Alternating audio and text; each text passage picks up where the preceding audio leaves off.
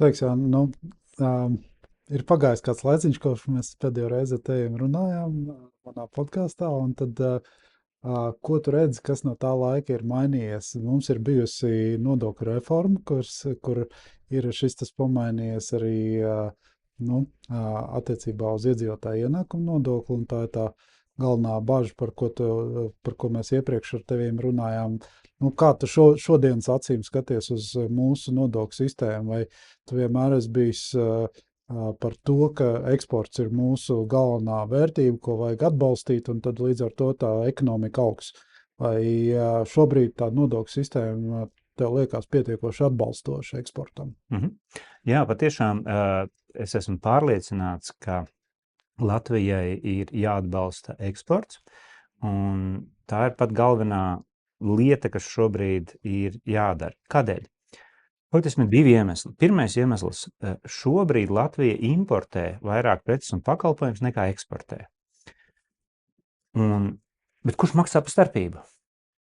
Par starpību maksājam mēs vai nu aizņemoties ārvalstīs, vai izpārdodot Latvijas īpašumus, piemēram, mežu, zemi, uzņēmumus, kaut ko citu. Bet kaut kur tai naudai jārodās. Tas nozīmē, ka visu to laiku, kamēr mums eksports ir mazāks nekā imports, mēs pakāpeniski kļūstam nabagāki. Daļa no tās naudas varbūt nosedz kaut kur Eiropas fonda dāvinājumu, bet tā nav vienlaikus arī nauda, kas īsti noguļās. Tā nauda parasti iziet cauri, un tā īsti nenoguļās uzņēmumu aktīvos iekārtās.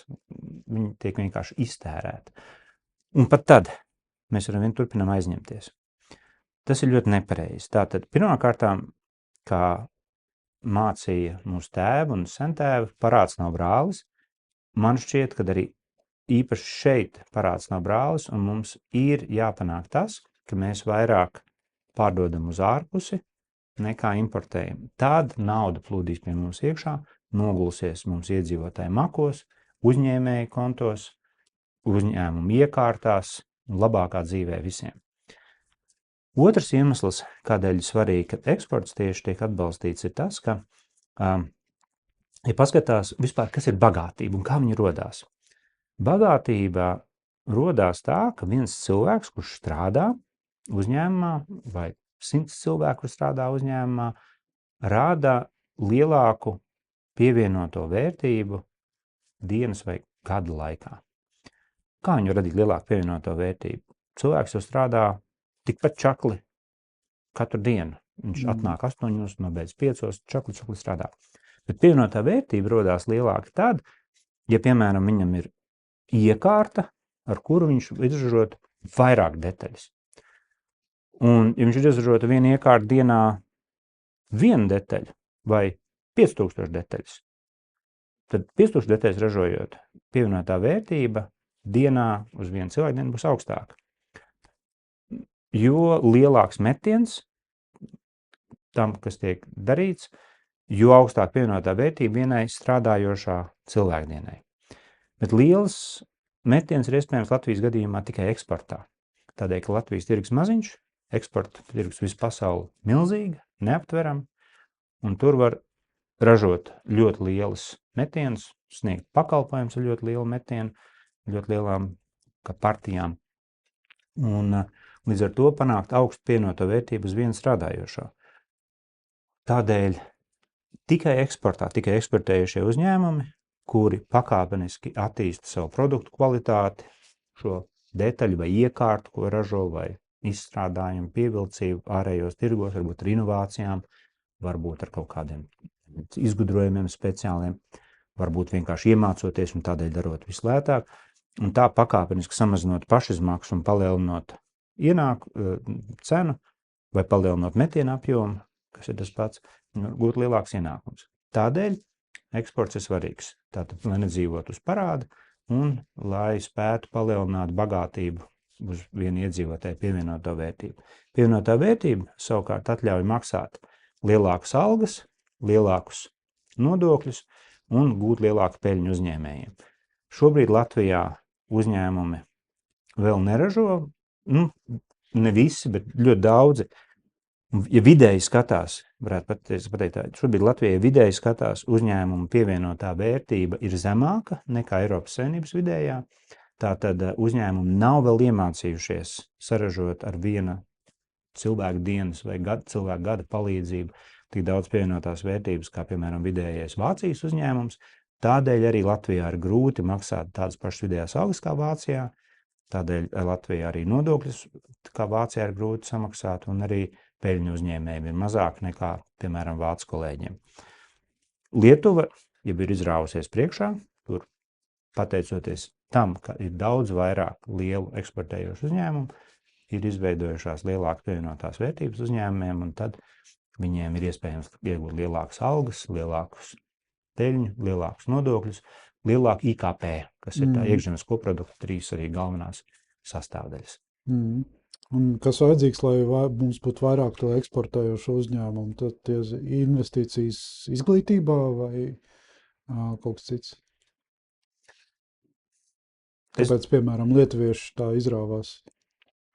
Es nedomāju, ka ir objektīvs iemesls teikt, ka lietuviešiem ir labāka izglītība kā Latvijā.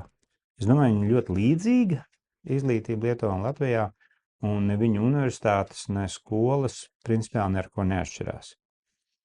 Bet es domāju, ka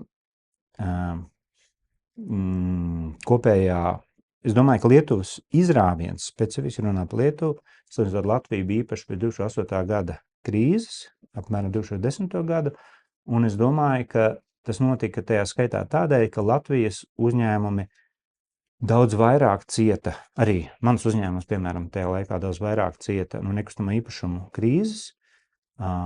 Mēs netieši kā celtnieki nobankrotēja mūsu klienti, un mēs nesaņēmām naudu, citi tieši tādēļ, kad ieguldīja nekustamā īpašumā vai citur. Un uzņēmējiem, arī man, bet arī ļoti daudziem citiem, vairs nebija naudas, ko ieguldīt tālāk, lai attīstītos. Un es domāju, ka tas uzlika lielu slogu un bremzi daudziem. Es domāju, ka ja es atskatos atpakaļ, tad, es domāju, šobrīd Trimeks būtu daudz lielāks uzņēmums, ja nebūtu bijis 2008. gada krīze un tie lēmumi, kādā veidā mēs darbojāmies. Ar to visu pasakot, protams, mēs to krīzi pārvarējām, piesaistot investīcijas, pēc tam par viņām samaksājot, līdz ar to tā kā ļoti liela nauda aizgāja neproduktīvu finanšu norēķinos tā vietā, lai būtu investēta iekārtās attīstībā un daudz kur citur. Tā kā es domāju, ka tā ir viens tāds iemesls, bet otrs iemesls bez šaubām ir, ka Lietuvā rūpniecības uzņēmumi, kuri bija vienkāršāki, netik sarežģīti kā Latvijā, kur bija mikroshēma ražošana un citas diezgan sarežģītas lietas, kuras ir grūtāk attīstīt un paņem vairāk laiku. Lietuvā bija vairāk pārtiks ražošanas uzņēmumi, kas ir vienkāršāk, un viņi arī ļoti rūpīgi viņus attīstīja. Rezultātā šobrīd Lietuvas eksports ir būtiski augstāks kā Latvijā, un līdz ar to arī iekšzemes koprodukts uz vienu iedzīvotāju, jeb algas, nodokļi un peļņa uzņēmējiem. Tomēr dzīve ir maratons, nevis sprints, un es domāju, ka mēs arī varam atrisināt šo te jautājumu. Ilgtermiņā, protams, bija jārūpējas par izglītību, bet kā jau es minēju, tā nav šī brīža centrāla Latvijas problēma. Latvijas izglītība, es domāju, ir apmēram viduvējā Eiropas līmenī, bet mūsu ekonomika nav viduvējā Eiropas līmenī, mēs esam zemāk. Tātad mūsu izglītība ir labāka nekā varbūt pat mums pienākās viņai būt. Es domāju, ka centrālā problēma ir tāda uzņēmuma trūkums, kuri būtu lieli un mērogojami un spētu radīt pievienoto vērtību uz vienu iedzīvotāju. Un tas lielā mērā ir jautājums par relatīviem izmaksām. Es domāju, ka mums Latvijā ir jādomā, kā mēs varam samazināt eksportējošo uzņēmumu pašizmaksu, tādā veidā, lai viņi būtu vieglāk un vairāk spējīgi eksportēt. Ja mēs apzināmies, ka mums imports ir lielāks nekā eksports, ka mums ir jāizlabo šī tendence, tad mums ir jāizdomā, kas ir metodes, ar kuru palīdzību mēs varam samazināt eksporta pašizmaksu un palielināt importa pašizmaksu. Un šādas metodas var būt vairākas, bet tajā skaitā es domāju, ka arī ir nodokļi.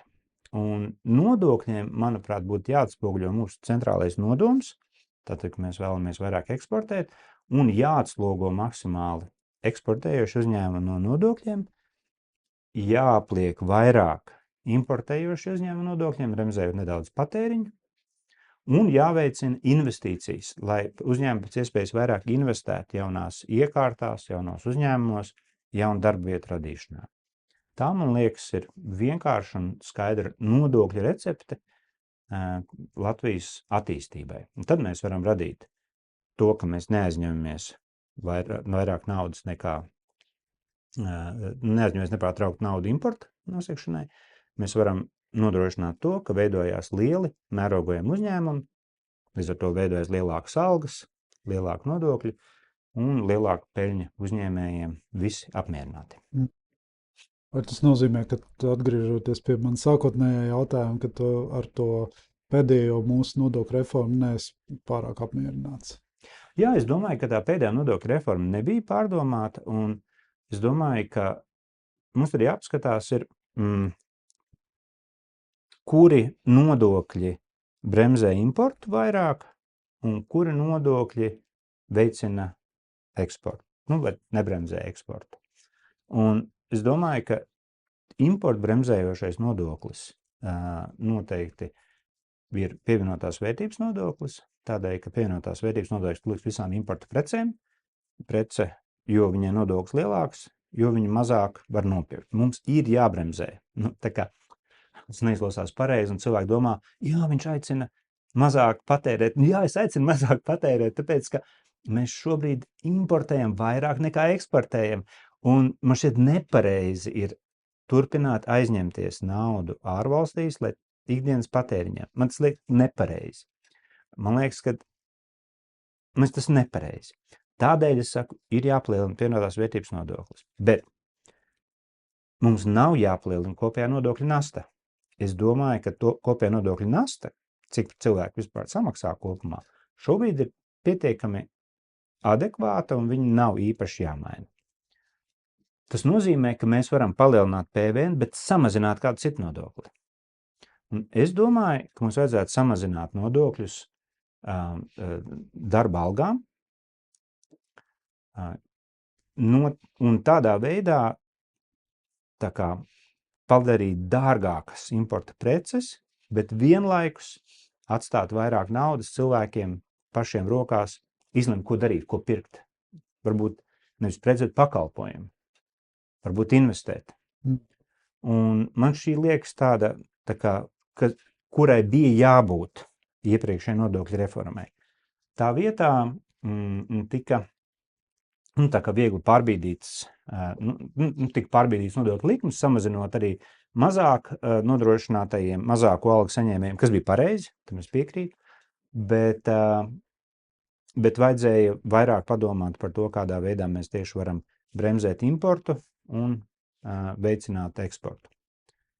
Respektīvi samazināt iespējams nodokļu iedzīvotāju ienākumu nodokļu progresivitāti un palielinot PVN.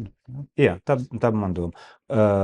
Es arī domāju, ka mums ļoti centrāla problēma ir demogrāfija valstī.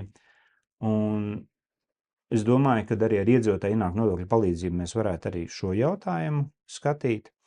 Es domāju, ka cilvēki, kuriem ir bērni, man ir bērni, es zinu, ka bērni maksā, un tas ir izmaksas. Bet bērni ir arī ienākums nākotnē. Viņi kaut kad pieaugs, ies darba dzīvē, maksās nodokļus, no kuriem tiks samaksāts nākotnes pensijas man un citiem. Tātad, es tā kā uzskatu, ka es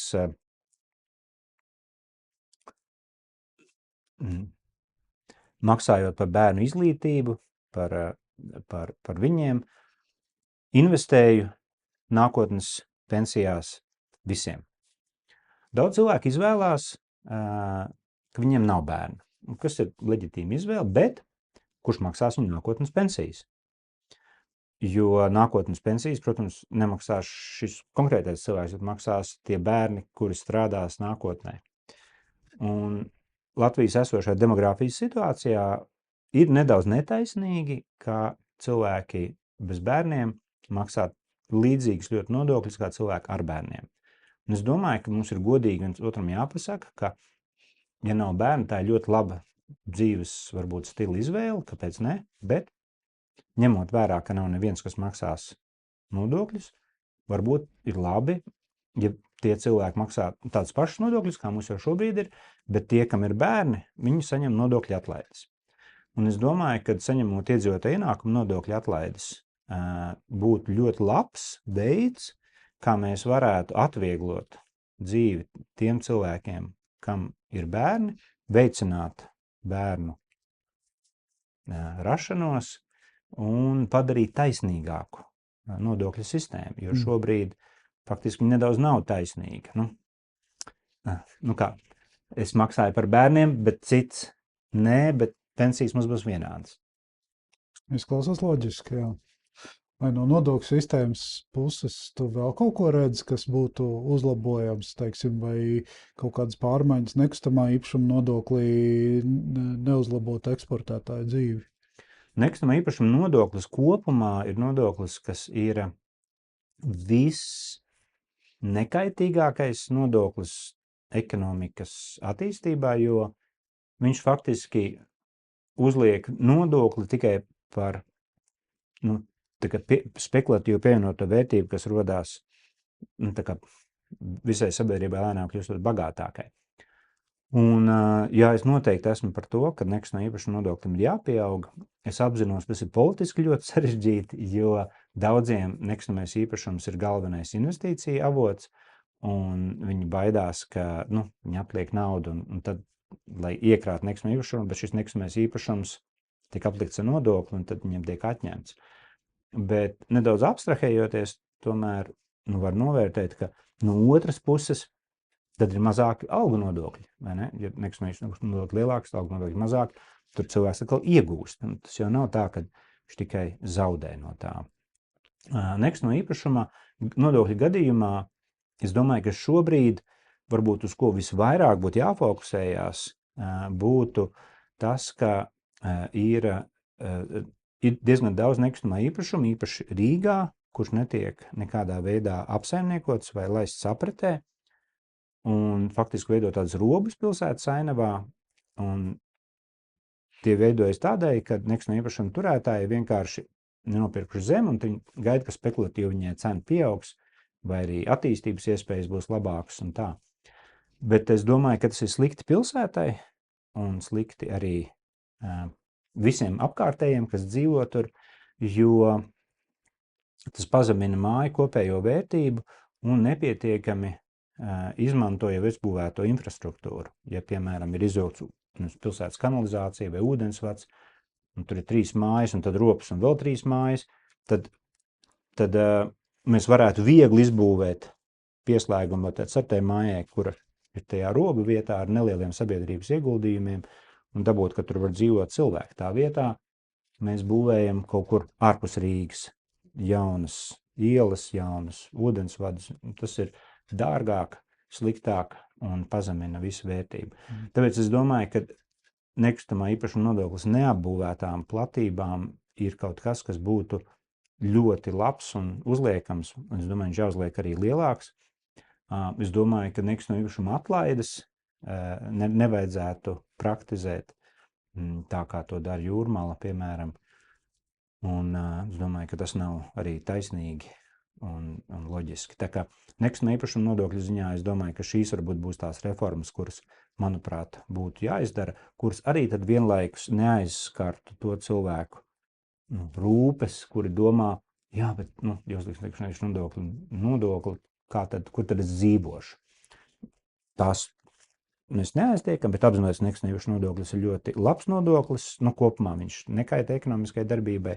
Mēs varētu koncentrēties uz neizmantoto ēku, neizmantoto zemju aplikšanu nekustamā īpašuma nodokli ar nolūku, lai piespiestu attīstītājs, šo zemi turētājs, atgriezt šīs zemes lietošanā, varbūt pazeminot viņu cenu, un visi būtu ieguvēji, varbūt vienkārši sākot attīstīt, un visi būtu ieguvēji. Un kā tas atsauktos uz eksportētājiem, tas arī palīdzētu eksportētājiem?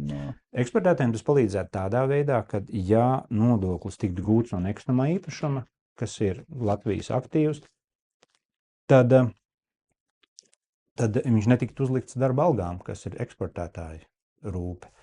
Jo eksportētājiem ir jāsaglabā konkurētspēja darba algu ziņā ar pārējiem Eiropas uzņēmumiem, un līdz ar to ir ļoti svarīgi, ka darba algas, kas ir tiešā pašizmaksa, neietekmē rezultātu.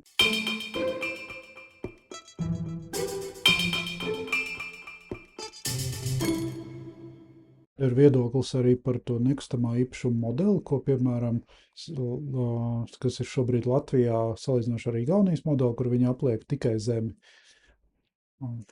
Zeme vai zemu mājas?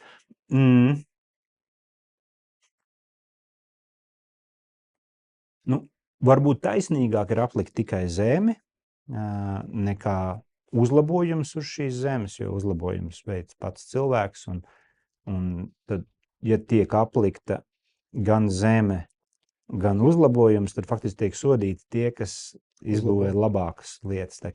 Jā, kopumā es domāju, ja būtu tikai uz zemes uzlikt šis nodoklis, tas būtu taisnīgāk. Es domāju, ka daudzās pasaules valstīs, arī piemēram Amerikā, nekustamā īpašuma nodokļi tiešām netiešā veidā ir lielāki. Daudzas komūnas pašas izbūvē savu infrastruktūru, ceļus, vispārējo, kas ir vajadzīgi, un faktiski tiek finansēts tiešā vai netiešā veidā no nekustamā īpašuma nodokļiem. Un tas kaut kādā veidā ir pareizi, tāpēc, ka, ja ir ciematiņš, kurā visi vēlas dzīvot skaisti, tad jau ir ļoti labi, ja tiek uzlikt nekustamā īpašuma nodoklis, no kura tiek izbūvētas skaistas ielas, ēkas, apgaismojums, lai tur vienkārši būtu jauki dzīvot. Un kuram tad ir pienākums citam to darīt, kā tiem pašiem, kas jau dzīvo tajā ciematiņā, vai ne? Man liekas, tas ir kaut kādā ziņā taisnīgi. Un Amerikā tā tas ir, protams, kas noved pie tā, kad ir ciematiņi, kuros dzīvo turīgāki cilvēki, kur izskatās skaisti, un ciematiņi, kur jau mazāk turīgi, neizskatās tik skaisti. Piemēram, aizbraukt uz Meža parku varam, tur ļoti daudz, ļoti skaistu māju. Arī mājas, kas ilgstoši netiek attīstītas, kas, manuprāt, ir nepareizi, bet iela infrastruktūra, viduvēji, vai ne? Ielas ir bedrainas, maziņas, ietves švakas. Vai tās piestāv tām elegantajām mājām? Neesmu pārliecināts. Vai nebūtu labāk, ja, piemēram, Meža parks neuzlikt sev kaut kādu nekustamā īpašuma nodokli un nesakārtot šo apriņķi? Man liekas, ka visi būtu tikai ieguvēji no tām. Un Rīgas pašvaldībai nebūtu jātērē tam naudu, jo gal galā Meža parkā dzīvojošie ļauži, piemēram, es domāju, var to atļauties. Tavs uzņēmums strādā daudzās citās valstīs arī. Tur tu esi redzējis kaut kādas nodokļu lietas, par ko mums vajadzētu arī padomāt pie sevis mājās?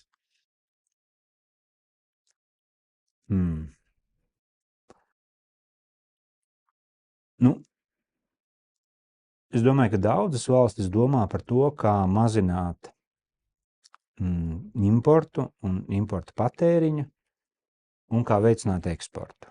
Un viena no piemēram, tādām lietām, ko es redzu, kas ļoti labi darbojās Izrēlā,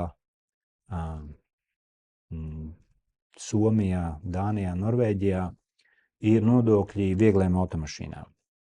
Es domāju, ka Latvijā viņi droši vien nedarbotos, jo mēs varbūt neesam gatavi tam, lai maksātu liels nodoklis par automobīļiem, bet uzliekot lielu nodokli automobīlim, īpaši automobīlim, kas tiek izmantots privātām vajadzībām, tiek bremzēts imports un rodas iespēja samazināt nodokļus citur, piemēram, algu nodokļus. To lielākoties dara valstis, kuras pašas neražo automobīļus, piemēram, var ievērot, ka Zviedrijā nodoklis automobīļiem ir zems, jo Zviedrija ir pati zināmas lieliska autobūves valsts, bet Somijā, Dānijā vai Norvēģijā, kur faktiski nenotiek autobūve, viņi uzliek toties nodokļus. Līdzīgi arī Izrēlā ir pietiekami liels nodoklis uzlikts automobīļiem. Un doma šiem nodokļiem ir tāda, ka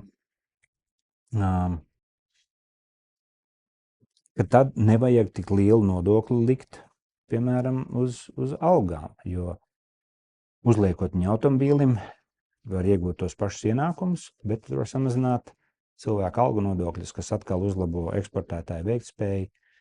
Bet, protams, cena tam ir, ka, es domāju, Izraēlas autoparks ir švakāks nekā Latvijā. Tā ir, protams, cena tam.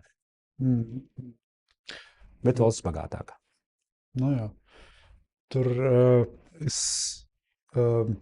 tu jau sāki runāt par to Skandināvijas valstu modeli, tad tur uzreiz nāk prātā divas lietas, par ko vajag runāt. Viens ir par to, ka tur, protams, ir lielāka progresivitāte, un vai tas ir kaut kas, kur mums vajadzētu virzīties.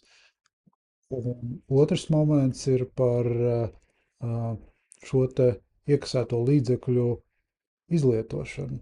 Vai mums ir cilvēki savā ziņā pieraduši uz tādām bezmaksas pusdienām brīžiem, kad tu tā kā ar lielu pelēko ekonomiku tu dzīvo un saņem daudz pakalpojumus pretī, faktiski bez maksas, vai tur redzi kaut kādu risinājumu no Latvijas viedokļa?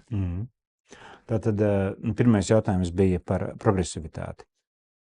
Un es domāju, ka zināmai progresivitātei nodokļos ir jābūt, jo, ja mēs atnāk atkai pie jautājuma, kā rodas bagātība kopumā.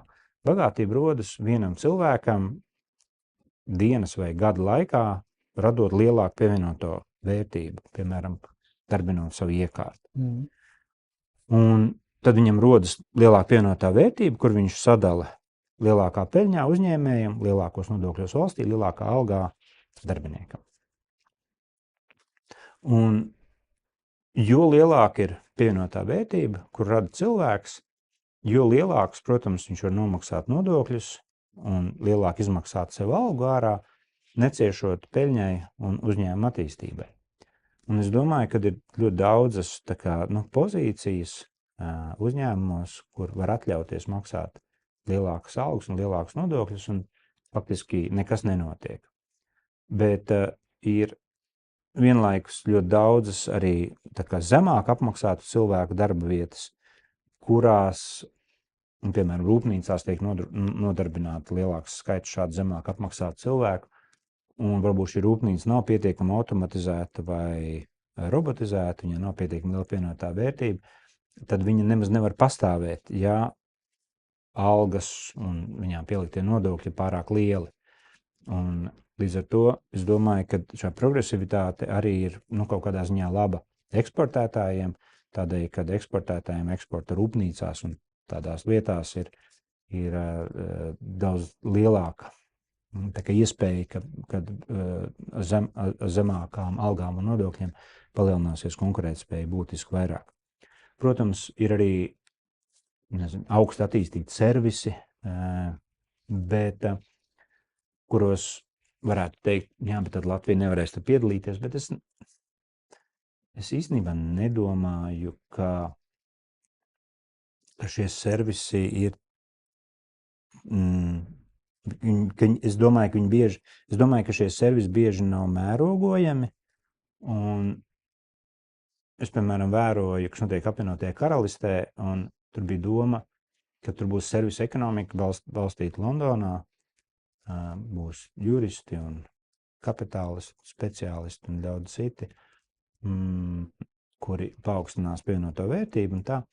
Bet šī pievienotā vērtība uz nodarbināto šobrīd pakāpeniski krītas. Un es domāju, ka tas ir tādēļ, ka tādos vienkāršākos servisa uzņēmumos, tā kā, vienkāršākos, grūti mērogojamos servisa uzņēmumos, kad juristu pakalpojumi vai celtniecības pakalpojumi vai inženierings, tas cits, tomēr ir grūti paaugstināt darba ražīgumu. Un tādēļ tas arguments, ka varbūt mums nevajadzētu palielināt nodokļus progresīvā veidā tiem ar augstākām algām, lai veidot tādu ekonomiku. Es domāju, ka viņš īsti ir spēkā, jo es nedomāju, ka tā ekonomika īsti var tā kā mērogoties un attīstīties. Tāpēc es palieku pie savas sākotnējās domas. Tātad, ja uzņēmumos ir progresivitāte var būt laba priekš eksportējušu uzņēmumiem, kopumā priekš mērogojiem uzņēmumu veidošanas. Protams, viņai ir jābūt kaut kā samērīgai. Dažas valsts, man liekas, ir aizgājušas pa tālu, uzliekot 70% vai ko tādu, tad jau nav jēga vairāk strādāt. Es domāju, ka daudzas valsts ir aizgājušas pārāk tālu, pārāk plaši veidojot pabalstus. Es domāju, ka ir ļoti svarīgi dabūt, ka katrs cilvēks pirmkārt strādā, nevis pirmkārt dzīvo no pabalstiem. Es domāju, ka tam ir ļoti liela psiholoģiska vērtība ikvienam cilvēkam, ka viņam ir darbs, ka viņš rada pievienotu vērtību, nevis viņš vienkārši veģetē. Es domāju, ka cilvēkiem tas ir slikti. Kā teica Freids, cilvēkam vajadzīgas divas lietas ir darbs un seks. Es tam piekrītu, un es domāju, tā ir. Un bezdarbnieku pabalsts nav tas pats. Un solidaritātes nodoklis tajā visā neietilpst tajā bildē kā kaut kas vajadzīgs. Es neredzu ar viņu nekādu īpašu problēmu. Viņš var palikt, jā? Es domāju, jā. Okay. Un par tām brīvpusdienām vai bezmaksas pakalpojumiem?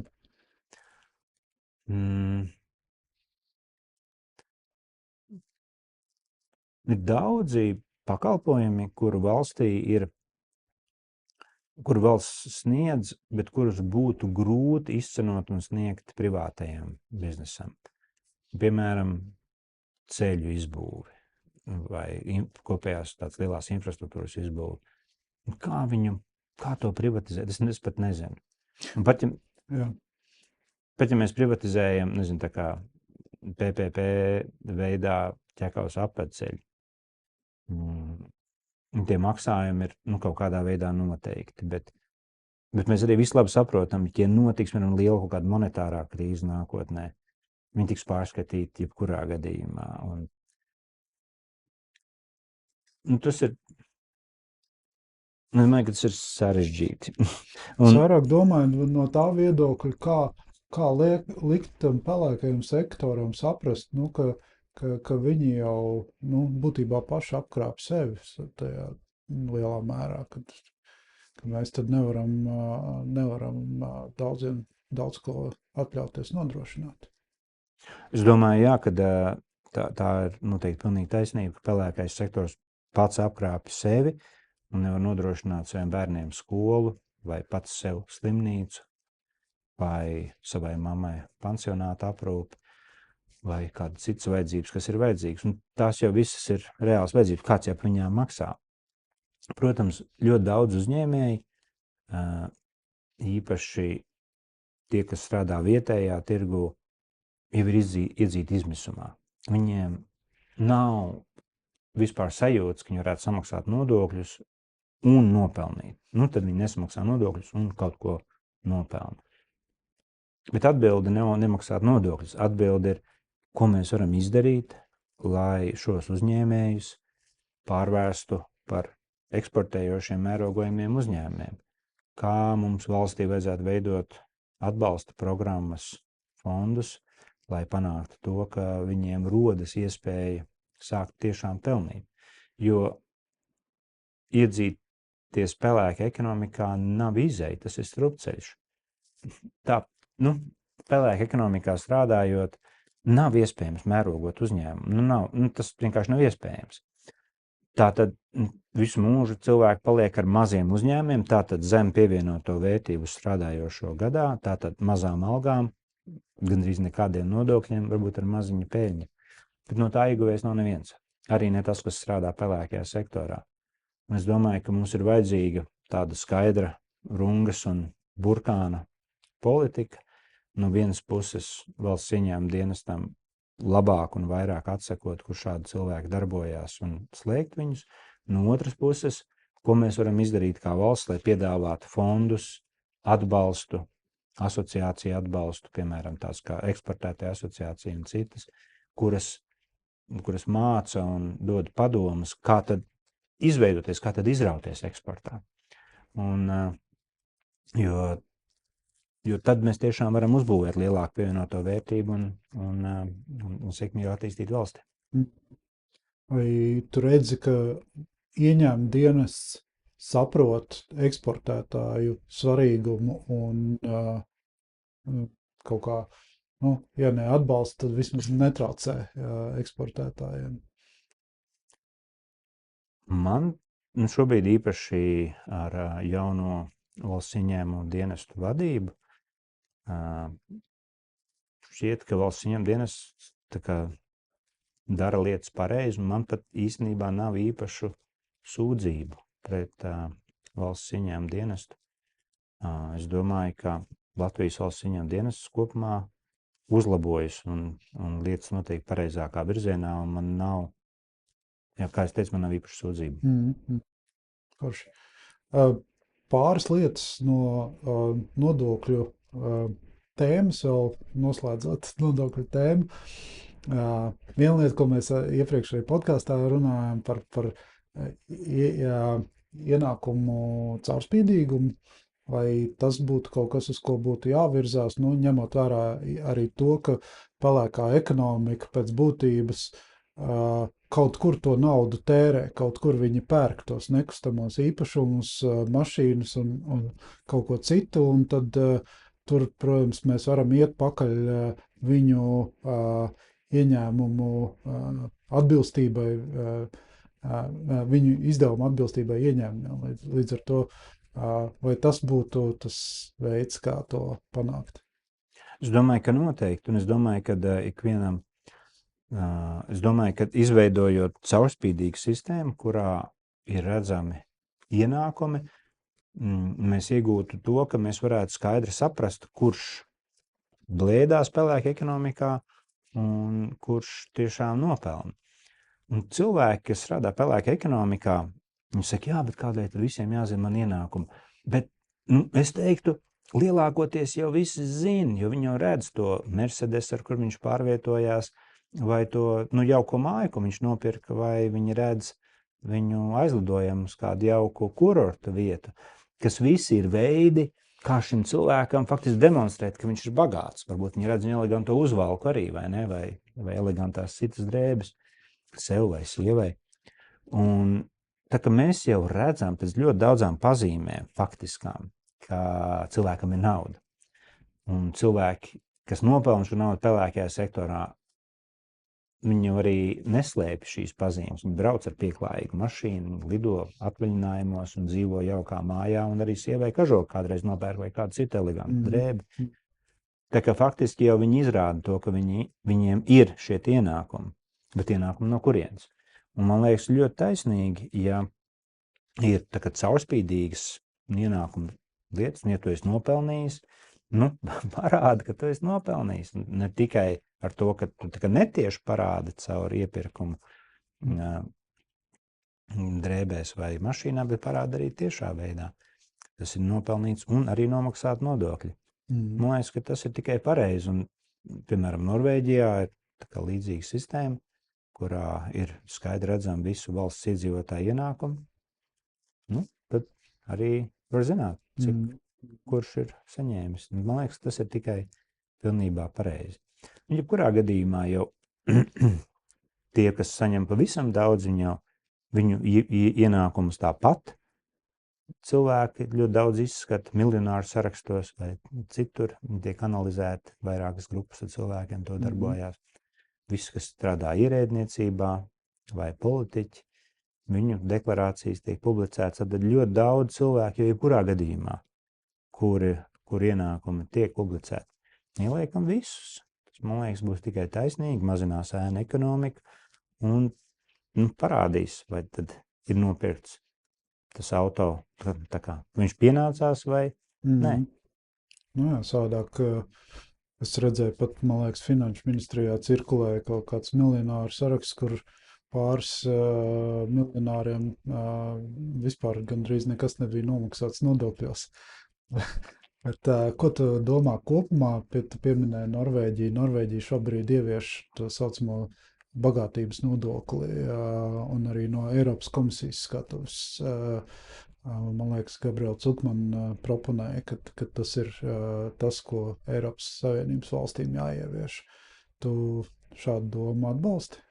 Es domāju, ka noteikti nevajadzētu ieviest bagātības nodokli, un tā kā to ir izdarījusi Norvēģija, kur faktiski viņi ir ieviesuši, varbūt precizēs, bet ļoti augstas likmes ļoti lieliem ienākumiem. Un problēma ar šo pieeju, ko arī izdarīja apvienotā karaliste pavisam nesen, problēma ar šo pieeju ir, ka ļoti bagātie cilvēki var ļoti viegli pārcelties uz citu valsti. Un no Norvēģijas cilvēki vienkārši pārceļās vai nu uz Monako, vai uz Dubaju, vai Latviju, piemēram, šobrīd. Un līdz ar to šī nauda un nodokļu ieņēmumu vietā parādās nodokļu ieņēmumu samazinājums, un valsts ieņem mazāk līdzekļus. Es domāju, ka drīzāk ir jāskatās, kā šādiem cilvēkiem var veicināt to, ka viņi investē vairāk naudu šajā valstī, bet noteikti neuzliekot šādu veidu bagātības nodokli. Tas ir ļoti neproduktīvi un nepareizi.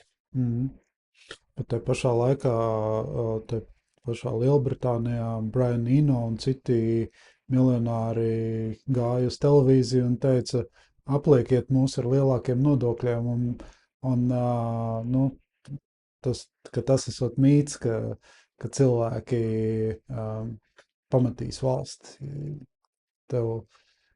Bet es domāju, ka šobrīd ir ļoti skaidra statistika par to, ka apvienotā karaliste ir viena no valstīm ar visātrāko ātrumu, kas zaudē miljonārus. Un tā ir tāda realitāte arī. Es domāju, ka mums jāskatās drīzāk ir, kur uzlikt nodokļus šiem miljonāriem. Piemēram, ja viņi nopērk ārkārtīgi dārgu nekustamo īpašumu, varbūt ir prātīgāk uzlikt viņam nekustamā īpašuma nodokli. Mums jādomā par to, lai šiem cilvēkiem būtu izdevīgāk un interesantāk investēt Latvijā nodokļus. Bet uzliekot šos te ļoti augstos miljonāru nodokļus, cilvēki pārceļās, un tā ir realitāte. Un es esmu viens no cilvēkiem arī, kas varbūt līdzīgi kā Brians Eno domā, kopumā, ka nodokļi ir vajadzīgi, tā ir daļa no dzīves, un viņi ir vajadzīgi, lai mēs varētu šeit uzbūvēt sabiedrību, no kuras mēs pastāvam. Es domāju, ka mans uzņēmums arī pastāv no sabiedrības, no apmācītiem cilvēkiem, no izārstētiem cilvēkiem, no ielām, par kuriem viņi ir atbraukt uz darbu, un ļoti daudzām citām lietām par policiju, kas ievieš kārtību kaut kādā veidā. Tā ir tas viss, ko es saņemu bez maksas, vai ne? Bet es saprotu, ka tas nav bez maksas un ka par to ir jāmaksā. Bet ir daži nodokļu veidi, kas vienkārši ir neproduktīvi. Tā šāds miljonāru nodokļi Anglijas, Norvēģijas gadījumā vienkārši ir izrādījušies neproduktīvi, jo ļoti bagātie cilvēki saka, jā, bet mans gada ienākums no šī kapitāla nav pietiekami liels, lai es varētu nosekt šo nodokli. Un tad mana bagātība nepārtraukti samazināsies. Un, ja es te būšu, tad tas, ko es esmu nopelnījis, viņš jau drīz vairs man nebūs. Bet viņiem tik viegli pārcelties citur. Bagātiem cilvēkiem ļoti viegli dabūt, Dubajas rezidenci vai jebko citu. Viņš paziņo, ka viņš dzīvos turpmāk tur. Un tādā veidā saglabās savu kapitālu. No tā neiegūst neviens, ne valsts, ne tas uzņēmējs cilvēks.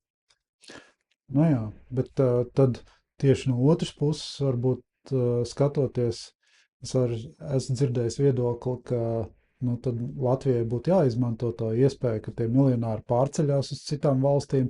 Varbūt viņi labprātāk pārcelsies nevis uz Emirātiem, kur tagad ļoti daudz pārceļās, bet uz Latviju.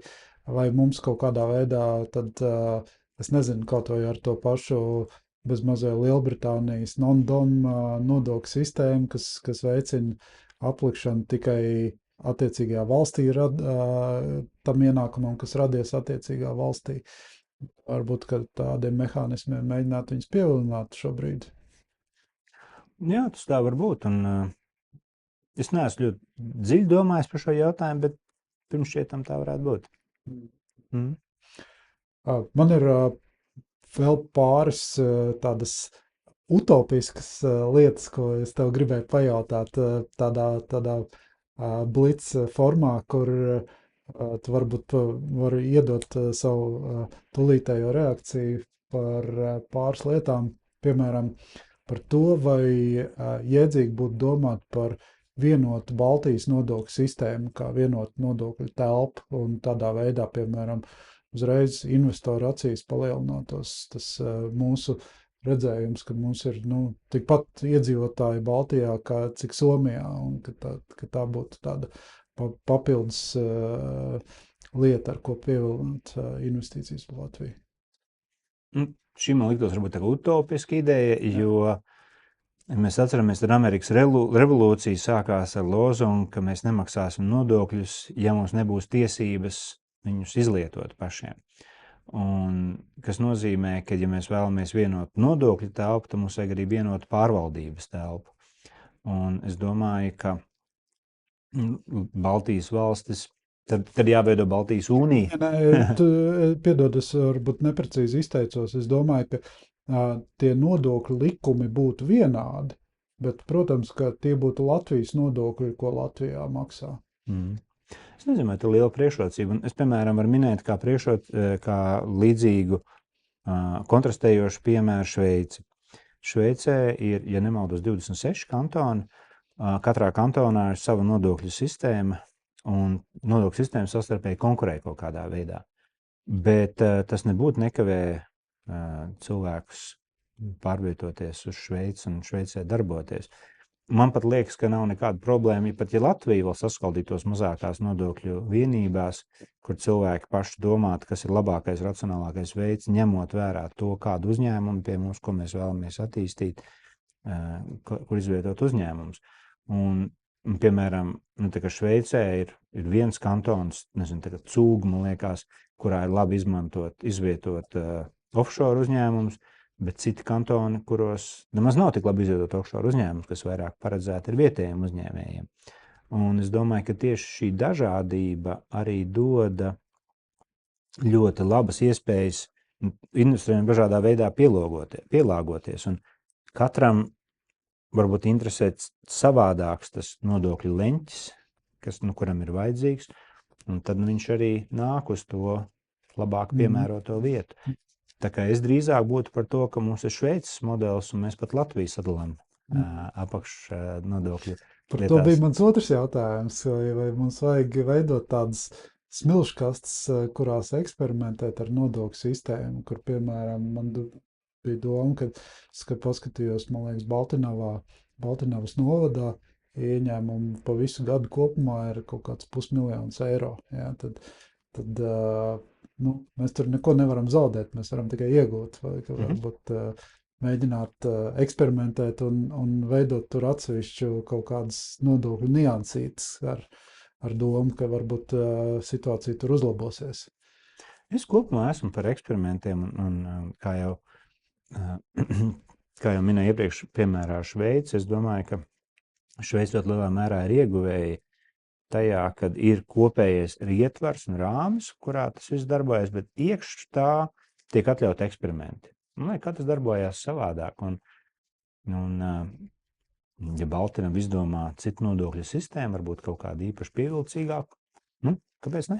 Varbūt, ka tas ir pareizais veids. Bet tad, protams, būs jādomā plašāk,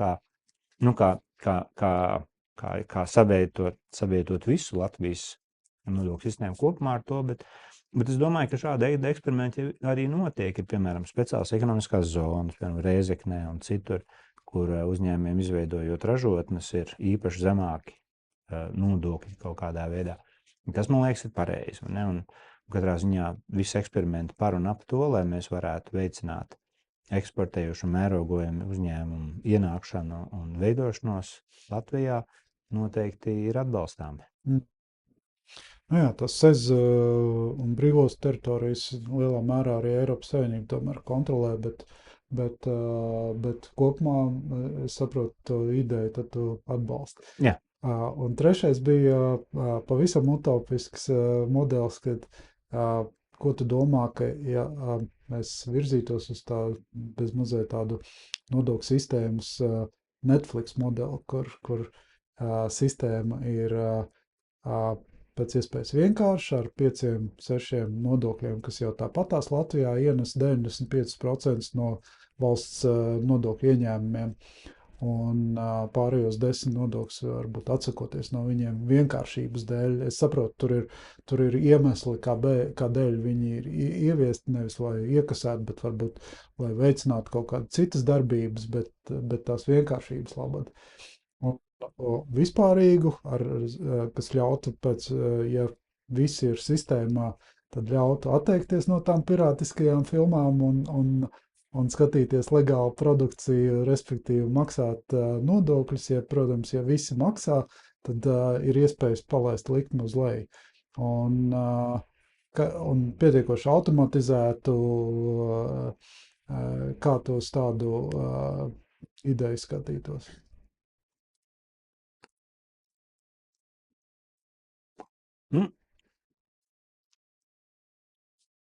Ja viņi ir īstenojami, kāpēc ne? Es domāju, ka būtība jau ir, ka tikai daži nodokļu tipi ienes lielāko daļu ienākumu. Pārējos nodokļus ir jāizvērtē, cik maksā šī nodokļa administrēšana un pāraudzība, iekasēšana pret viņa ienesto labumu. Un koncentrējoties varbūt uz tādiem ienesīgākajiem vai viszemākās pašizmaksas nodokļiem mēs iegūtu labumu. Bet no otras puses, protams, arī aprēķināt nodokļus mūsdienās ļoti viegli, tādēļ, ka to dara automatizētas datorprogrammas. Un es domāju, ka varbūt man utopiskā ideja būtu, ka valsts ieņēmuma dienests, ko viņš arī dara lielā mērā, pats automatizēti rēķinātu, cik lieli tad ir nodokļi un viņus aprēķinātu. Un es domāju, ka mēs iegūtu, ja, piemēram, būtu elektroniski rēķini Latvijas uzņēmumu starpā un tā, kas palielinātu caurspīdīgumu un no otras puses iespējotu automatizētāku nodokļu nomaksu. Tādēļ, ka automatizētāk nomaksājot nodokļus, visiem kļūst vieglāk un vienkāršāk.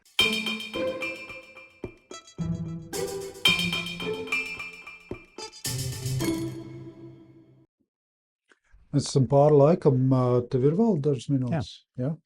Viena lieta, ko es gribēju iet ārpus nodokļiem par to, kā mēs nodokļus tērējam.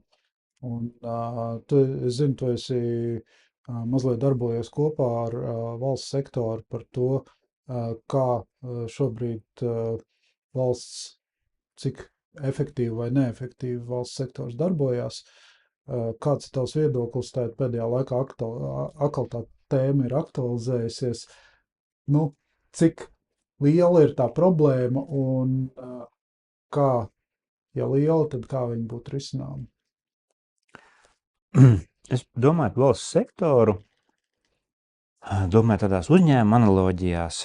Es domāju, ka valsts sektors ir tā kā mana personāla nodaļa, kur man piegādā darbiniekus, izskolo viņus, aprūpē un dod man labumu tādā veidā, bet vai es savā uzņēmumā varu izrēķināt personāla nodaļas pievienoto vērtību? Domāju, ka īsti nē. Es zinu, ka viņi ir ļoti labi, bet cik eiro uz strādājošo gadā viņi ienes, cik efektīvi viņi ir, kā to efektivitāti vispār nomērīt? Es redzu, ka man ir atlasīti ļoti labi darbinieki, bet kā to nomērīt kaut kādā veidā, man ir ļoti grūti pateikt. Es varu redzēt, ka viņi darbojas labi, bet nomērīt nezinu kā. Un Es domāju, ka arī valstī ir tā kā viss valsts sektors, viņš ir tāda liela personāla nodaļa, kas izaudzina, izskolo, parūpējās par pensionējošiem strādniekiem, sārstē, ievieš kārtību, kaut kur tāda ļoti liela personāla daļa un uzbūvē visu infrastruktūru tam apkārt. Kā izmērīt visas šīs darbības efektivitāti, es nu dienu nezinu. Un man šķiet, ka uzņēmēji, ka uzņēmēji citreiz varbūt pārspīlē savu nozīmi, jo bez šobām varbūt to var salīdzināt tādu kori. Un kori ir solisti. Viņi stāv pašā priekšā un dzied pašas galvenās partijas. Visi viņiem aplaudē un sviež ziedus. Un viņi ir paši galvenie. Un tie ir tā kā uzņēmēji. Viņi ir pašā priekšā, viņi ir tā kā solisti un izvirzījušies vadībā. Un tāda ir vajadzīga, bez tās koris neskanētu. Bet koris neskan arī bez tām vidējām balsīm, bez tiem tenoriem, kas vienkārši nodrošina tā skanējuma vidu. Koris neskan bez basiem, kas kaut kur tur apakšā vienkārši ritmu iedod kaut kādu veidu. Un ja solistiem nebūtu viss tā, nebūtu šī bagātīgā skanējuma, vai viņi saņemtu ziedus? Droši vien nē. Cilvēkam liktos, tas ir pliekani, kā viņi izklausās. Bet kopā ar kori cita lieta vai orķestri. Un es domāju, ka kapitālismā, protams, kas ir tā iekārta, kurā mēs esam, pievienotā vērtība rodas mērogojamos, eksportējamos uzņēmumos, vienam cilvēkam, pēc iespējas vairāk, saražojot pievienoto vērtību gada vai dienas laikā, lai varētu maksāt lielākas algas, lielāks nodokļus, lielāku peļņu. Daļa no lielākiem nodokļiem aiziet šai te valstī. Vai var izmērīt viņas efektivitāti? Man šķiet, ka tas ir ļoti grūti. Ko var zināt, ir kāda ir relatīva proporcija, kuru mēs tērējam visai šai valsts lietai kopumā. Viņi nedrīkst pārsniegt noteikti kaut kādu rādītāju. Varbūt ir 35% no iekšzemes koprodukta. Mēs varam debatēt par skaitu, bet 35% no iekšzemes koprodukta. Un valstī jārūpējās par to, lai viņas izmaksas nebūtu lielākas kā tādas. Tā ir noteikti efektivitātes kriterijs, ko var un vajag uzlikt. Valstī jārūpējās par to, lai valsts sektorā strādājošo algas, kuras tiek apmaksātas no nodokļiem, nebūtu lielākas vidēji kā privātajā sektorā strādājošo algas. Tas būtu netaisnīgi un nepareizi. Viņam jābūt tādām pašām. Te mēs turam šos metrikus un vērojam, lai kopējais apjoms, ko mēs veltam valsts sektoram, nav pārāk liels un algas nepārsniedz tos, kas strādā privātajā sektorā. Un tad tie varētu būt tādi galvenie efektivitātes rādītāji. Un tad, protams, ir jautājums, kā valsts to sasniedz, šos efektivitātes rādītājus. Tur privātais sektors nāk palīgā. Valsts pati var domāt, kas viņai ir jādara, lai to izdarītu. Bet tie būtu tādi divi galvenie rādītāji, uz kuriem, manuprāt, ir jākoncentrējās. Viņi ir arī pietiekami vienkārši, pietiekami skaidri. Un, manuprāt, viņi izsaka visu galveno domu, kas attiecas uz valsts sektoru. Pārējie ir kvalitatīvi rādītāji. Vai mēs jūtam, ka mūsu skolas ir pietiekami labas? To mēs redzam pēc, PISA salīdzinošiem reitingiem. Vai mēs jūtam, ka mūsu policija ir pietiekami laba? To mēs redzam pēc nozieguma statistikas. Vai mēs redzam, ka mūsu ceļi ir pietiekami labi? To mēs redzam braucot paši vai izvērtējot viņus kaut kādā veidā objektīvi. Un citas lietas, ko valsts pārvalde dara, un vai mēs redzam, ka nodarbināto skaits valsts pārvaldē turpina būt noteikta proporcija no privātajā sektora nodarbinātiem. Bet ārpus tā, pārējā, kā izvērtēt efektivitāti, es nezinu. Ir šobrīd vairākas iniciatīvas, un es varu viņus atbalstīt kaut kādā veidā par to, kad ir birokrātijas samazināšanas iniciatīva LTRK vadītājs Jānis Enziņš aizgāja vadīt viņu. Svarīga un laba lieta, un tāda ir vajadzīga ikvienā valstī, tāda ir vajadzīga arī vienā uzņēmumā. Faktiski uzņēmumos to sauc par lean vai citām menedžmenta metodoloģijām, kur nepārtraukti skaties, kas nestrādā pareizi, kur man liek cilvēki, kas process, kas nav formēts. Bet tā ir tāda nepārtraukta nezāļu ravēšana, kas tagad puķu dobē, vai ne? Tu nepārtraukti ravē nezāles, un tas nekad nebeigsies. Un tā arī valstī nepārtraukti vajag ravēt šīs nezāles. Bet vai tas ir galvenais kritērijs, lai šī puķu doba plauktu, tad neesmu pārliecināts. Es domāju, tas ir viens no nepieciešamajiem darbiem, kas ir jādara. Ļoti labi, ka enzīmu kungs viņu dara. Vai ar to mēs kļūsim bagāti? Domāju, ka nē. Vai tas ir vajadzīgs? Absolūti, jā. Un es domāju, ka tas valsts sektora efektivitātes jautājums man kaut kādā veidā nepatīk šis uzstādījums, jo es dzirdu retoriku no kolēģiem uzņēmējiem, kuri saka, ja tikai mēs pelnam naudu, valsts ierēģi viņi jau tikai tērē, efektivizējam viņus, samaksājam mazāk nodokļos, mēs visi būsim ieguvēji. Jā, bet tas ir skats no tā, ka uzņēmums ir sasniedzis savu maksimumu un tikai, ja viņš nedaudz mazāk būtu jāiztērē nodokļos, tad viss būtu labi.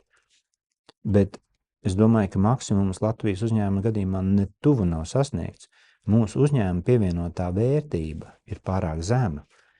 Un mums ir īstenībā jādomā par to, kā mēs audzējam pievienoto vērtību uz strādājošo gadā, nevis kā mēs samazinām izdevumus. Tie ir saistība ar divi dažādi leņķi. Manuprāt, mūsu problēma no tā nevis tā, ka mums ir pārāk lieli izdevumi. Mūsu problēma, manuprāt, ir tā, ka mums pārāk maz ienākumu uzņēmējiem ir. Un uzņēmējiem būtu jākoncentrējas uz ienākumu palielināšanu uz strādājošo gadā. Tā ir centrālā problēma. Un ja tādā veidā skatās, tad pēkšņi šīs lietas, kas ir varbūt vajadzīgas, kur nezāļu ravēšanā, valsts pārvaldē un efektivitātes uzlabošanā, kas ir absolūti vajadzīgas un labas, var saprast, ka viņas nav galvenās. Galvenais ir jautājums, kāpēc tad Latvijas uzņēmumi nemērogojas? Kāpēc, piemēram, ar Baltijas 50 lielākajiem uzņēmiem ir tikai 7, nevis 30 Latvijas uzņēmumi? Kāpēc ar Centrālu un Austrumu Eiropas 500 lielākiem uzņēmiem praktiski nav Latvijas uzņēmumi? Kāpēc mums ir daži uz rokas pirkstiem saskaitām privātie uzņēmumi, kas kaut ko tādus apjomus sasnieguši. Un es domāju, ka tā ir īstā atbilde un īstais jautājums, ko mums jāuzdod sev. Jo mēs bagāti varam kļūt tad, ja mēs palielinām pievienoto vērtību strādājošo dienā un gadā. Un tas tad ir jautājums, kas mums ir vajadzīgs.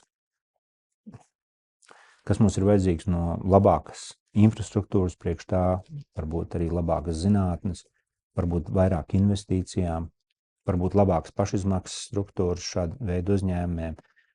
Un tad, kad jau viņi nopelnīs, tad, protams, jāpieskat, ka valsts pārvalde nekļūst izplūdus pārāk liela, pārāk dārga. Un tam šie kritēriji, lai nav lielākas algas kā privātajā sektorā, lai proporcijas starp valsts un privātā sektora darbinieki vienmēr saglabājās, un lai mēs netērējam vairāk kā, piemēram, 35% iekšzemes koprodukta valsts sektoram, tad arī pieturot, mēs turēsim viņu rāmjos. Tad, ko mēs darām valsts sektorā, nepārtraukti viņu efektivizēt, bet ārpus tā, mums centrālam jautājumam būtu jābūt, kā mēs palielinām uzņēmumu produktivitāti uz vienu strādājošo gadā. Te pašā laikā, kad es zinu, ielikt kaut kādu ziņu par nodokļu morāli, cenšoties sasaistīt ar to, ko mēs maksājam, ar to, kā mēs tērējam. Un tur vienmēr bija tie pretargumenti, vai mēs viņu sauc par bļāvējiem, kas visu laiku rāda ar pirkstu uz tiem skaļajiem skandāliem, uz valsts meža Bentleyiem, uz Real Baltica un citiem skaļiem gadījumiem, kur var būt kaut kādi lieki tēriņi, var nebūt. Ko viņiem atbildēt? Jo viņi visu laiku to izmanto kā argumentu, tāpēc mēs nemaksājam nodokļus. tās nedaudz naivas, varbūt priekšstats un varbūt nedaudz naivs un bez paškritikas skats uz šiem pašiem cilvēkiem. Un es gribētu viņiem iestīties acīs un pajautāt, vai viņa dzīvē, personiskajā dzīvē nekad neko nav tā kā muļķīgi iztērējuši, tā kā bezjēdzīgi iztērējuši, nopirkuši mantu, kur izsvieduši ārā, praktiski nelietot, piemēram, aizbraukuši bezjēdzīgā braucienā. Nu, tas jau viss notiek realitātē, arī ikvienā uzņēmumā. Par to ir visas mūsdienu menedžmenta teorijas, un tas pats Lean, kur es jau pieminēju, viņš ir par to, ka ikvienā uzņēmumā ir ļoti daudz neefektivitāšu, un ikvienu uzņēmumu darbs ir nepārtraukt strādāt, viņš neefektivitātes likvidēt, bet sākotnēji viņas jau ir, viņš ir ikvienā uzņēmumā, ikvienā mājsaimniecībā, arī valstī. Un es domāju, ka mūsu darbs ir nepārtraukt strādāt pie tā, lai mēs kļūtu efektīvāk uzņēmumos, lai mēs būtu prātīgi veidā, kā mēs paši savas personiskās finanses darbojamies, nepārtraukt uzraudzīt to, ka arī valsts finanses netiek izsaimniekotas un lai valsts finanses tik labi pārvaldītas. Tas ir nepārtraukts darbs, kurš turpināsies mūžīgi, bet cik ilgi cilvēki pastāvēs, cik ilgi cilvēki kļūdīsies, tik ilgi cilvēki bezjēdzīgi tērēs. Un sabiedrības darbs ir kliegt, rādīt ar pirkstu, teikt, Rail Baltica ir pārāk dārga, ko mēs varam izdarīt, lai viņu salētinātu. Sabiedrības darbs ir teikt, Rīgas siltuma tarifi ir nepareizi, ko mēs varam izdarīt, lai mēs viņus samazinātu. Bet katra individu darbs ir paskatīties uz savu ģimenes budžetu un paskatīties, kur ir kaut kāds nepareizs abonements, kas nepārtraukti kaut ko bezjēdzīgi tērē, vai paskatīties, kāds mantas vai pakalpojumi, ko mēs bezjēdzīgi pērkam, kurus mums varbūt nevajadzētu, kurus mēs arī paši varam ietaupīt.